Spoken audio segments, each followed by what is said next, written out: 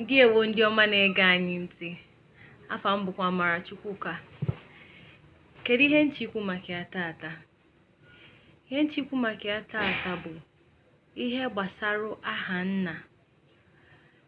Aha nna, gịnị bụ aha nna? Aha nna bụ aha ndị ahụ anyị natara n'aka nna anyị maọbụ nna nna nna anyị. Ihe ọ ga-abụ akpọọ gị okwu maọbụ achọla ịmata ebe isi, ajụọ nwa onye ka ọ bụ. Ebe nwa onye mụrụ ya, a na-esi n'aha nna wee mata ebe onye si maọbụ ebe onye si abịa. Kedu ihe m chọrọ iji maka ya wee kwuo maka aha nna? Ihe nji maka ekwu maka aha nna bụ na anyị n'ezi anya n'oge ugbu a, aha nna na-anazi ya nke oyibo kpọ surname.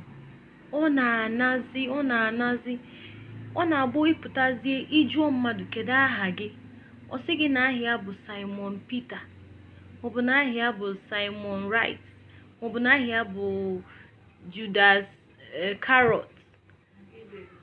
O nwere ihe anya ada afụ ma Helen, mmadụ na-aza Peter Helen, Michael Calvary.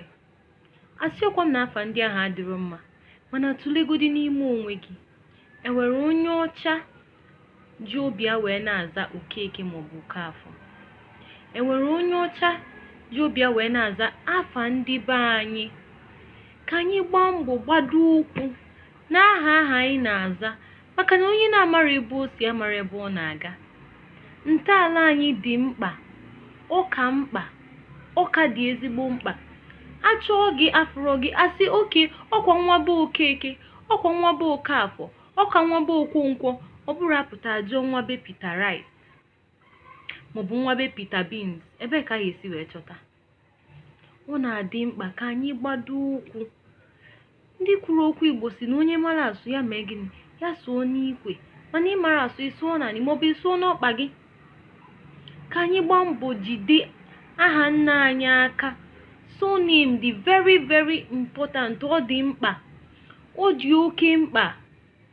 Ọ bụrụ ajụọ gị nwa be onye, isi na ịbụ nwa be Teni, ụfọdụ ndị be anyị na-azazi nya bikonu dododo. Arịrịọ ka m na-arịọ ka anyị gbaa mbọ na-achịte azụ zabanya bụ afa na ọ ga-abala anyị ka ọ dị. Ka emesịa. Afa m bụkwa Amarachukwuka.